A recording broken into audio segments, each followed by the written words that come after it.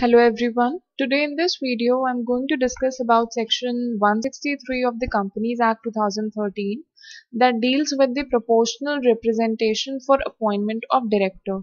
As the name itself suggests that it is the appointment of director through proportional representation, and representation of whom? The minority shareholders of the company. Okay, so basically what is the intention of this section and what are these provisions? We are going to discuss it today. Clear?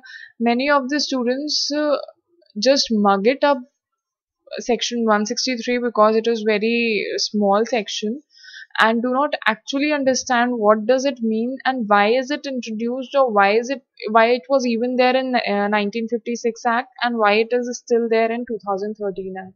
So basically I am doing with this video only to clear the concept of section 163 and proportional representation, appointment through proportional representation.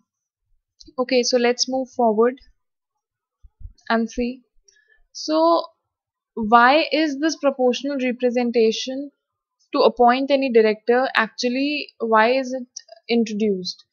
It is simply because our directors in a company can be appointed through shareholders resolution only, that is through shareholders approval only, and that too by simple majority. So because of this, the minority shareholder of the company may sometime not even get a chance to appoint a single director even on the board of the company.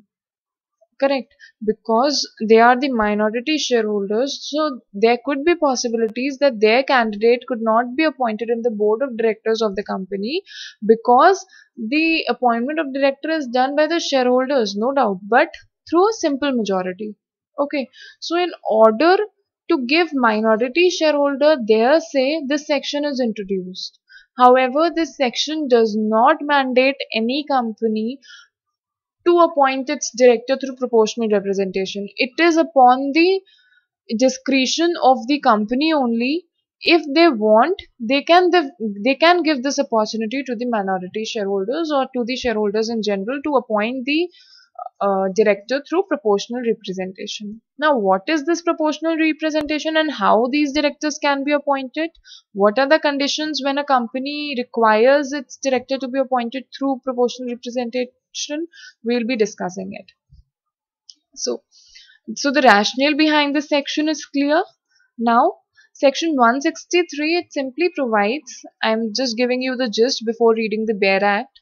It simply provides that if the articles of the company provides this, then the appointment of the director can be done through system of proportional representation. Okay, and this is only if the articles of the company provides. So that is why it is not mandatory. It is just at the discretion of the company. Correct. Secondly, the minority shareholders shall have the opportunity of placing their representatives on the board through this system of proportional representation. And what does this system includes? I'll be discussing it after reading the Bare Act language of section 163.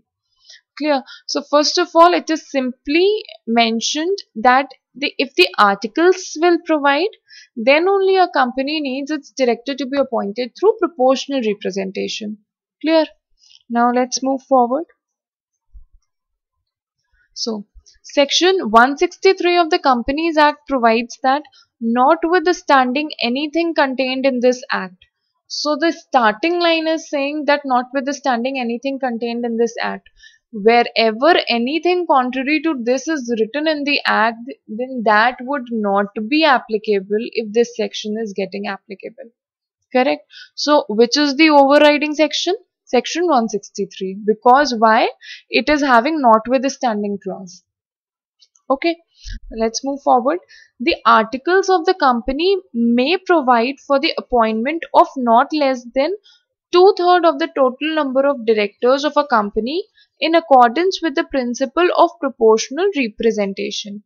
So there are two things that I have underlined.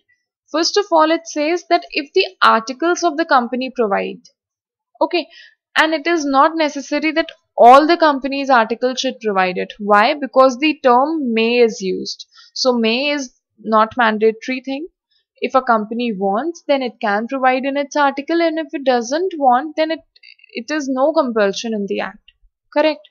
Now, for the appointment of not less than two-thirds of the total number of directors. So whatever the number of director is, two-thirds of that number can be appointed through proportional representation. Okay, but again the term is used not less than. So if the article is providing, then a minimum number of two-thirds of the director is to be appointed through proportional representation. So again, this is minimum number. If a company wants, it can even exceed this number, and it can say that more number of directors could be appointed through proportional representation.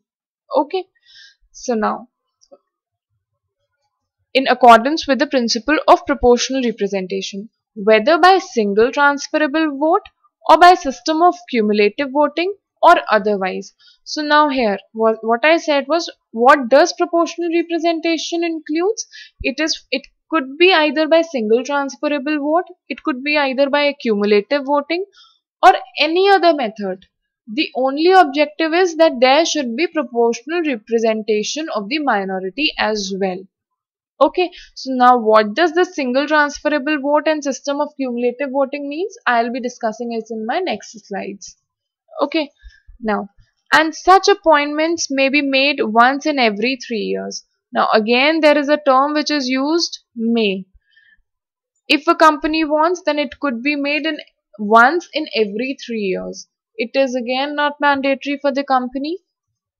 Now, and casual vacancies of such directors shall be filled as provided in subsection 4 of section 161. So 161(4) simply provides the appointment through appointment of director in case of casual vacancy, wherein the position of the director who is appointed in case of casual vacancy only holds the position of director till the term of the original director is continues. Okay, so other provisions of it would remain like same. 161(4) would be applicable if there is any casual vacancy of these directors. Clear? But what is the gist of this section? That if the article provides, then a company may appoint how many? At least two-thirds of its director through the system of proportional representation. What does this representation includes? It could be either by single transferable vote, or it could be by cumulative voting, or it could be by any other method. It's upon the discretion of the company. Another important thing is, it can be made once in every 3 years, but it is again not mandatory. It is upon the discretion of the company.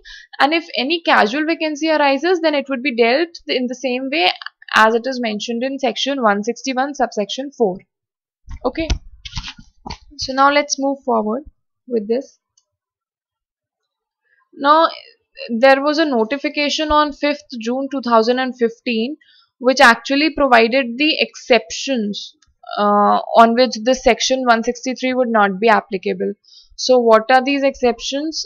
We can see that section 163 would not be applicable on the following company: a government company in which the entire paid up capital is held by central government or by any state government or governments, or by central government and one or more state governments. If its entire share capital is held by these governments, then in that case 163 would not be applicable on them.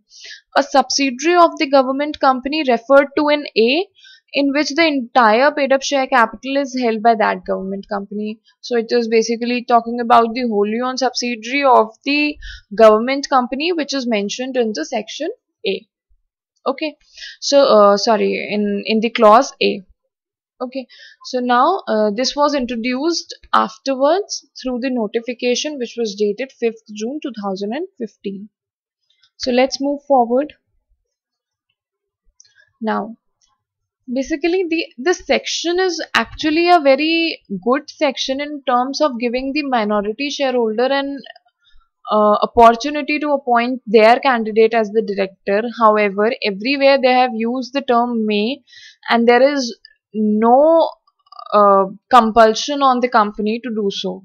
So again, it's actually a drawback, because if a company doesn't want, then they would not give this opportunity to the minority shareholders, because there is no such compulsion by the provisions of the act.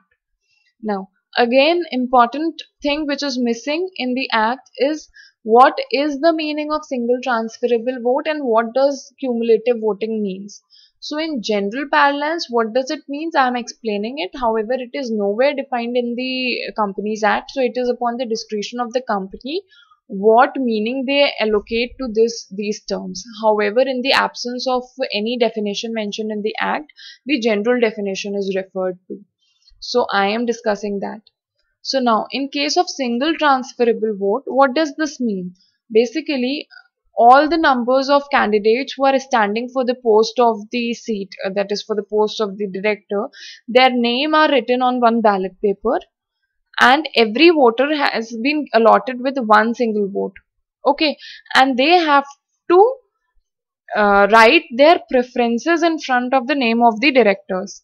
Okay, so now what does that means? That Mr. X, Mr. Y, Mr. Z. Okay, now Mr. Y is getting first preference from me as a voter, and Mr. Z is getting second preference, and Mr. X is getting the third preference. So these preferences are to be mentioned in this ballot paper and it is to be submitted. Now there is one fixed quota, or there is certain number of votes that is reserved for any candidate to win, and that reserved votes are known as quota. So any director to get appointed, they should at least get those fixed number of votes, that is known as quota. Correct. Now any vote received by that person over and above this quota would automatically be transferred or would automatically be allocated to the second preference of the voter from that list. Okay, so now if the voter's preference is Mr. Y, first preference is Mr. Y, then if Mr. Y gets the quota number of, that is that gets the reserved number of seats by which he gets elected, then in that case any vote which is received by him over and above would be automatically be transferred and allocated to the second preference, and same would happen until and unless the winners for all the seats have been declared or have emerged out. Okay, so this is what the single transferable vote method means. Correct. Now let's move forward and see what is cumulative voting means. So again, in case of single transferable vote, there was single vote with every voter. Okay. Now in case of cumulative voting, there is one vote per share, and that too multiplied by the number of directors who are standing for the election. Okay. So these are the number of the votes which a voter is having. Now, it's at the option of that voter, it can either give entire votes to one single candidate, or it can give it, or it can split its votes to different members, or to different directors who are the candidates at that point of time. Okay, so in cumulative voting, basically there is no single vote. A voter gets one vote per share. Okay, let's say if there is 100 shares of any voter, then he would get 100 shares, and multiplied by the number of directors who are standing for the number of candidates who are standing for the post of director. Okay, let's say 2. The entire number of votes become 200. Now it's the option. If he wants to allocate entire number of votes to single person, single candidate, or he can split its shares to different candidates who are standing for the post.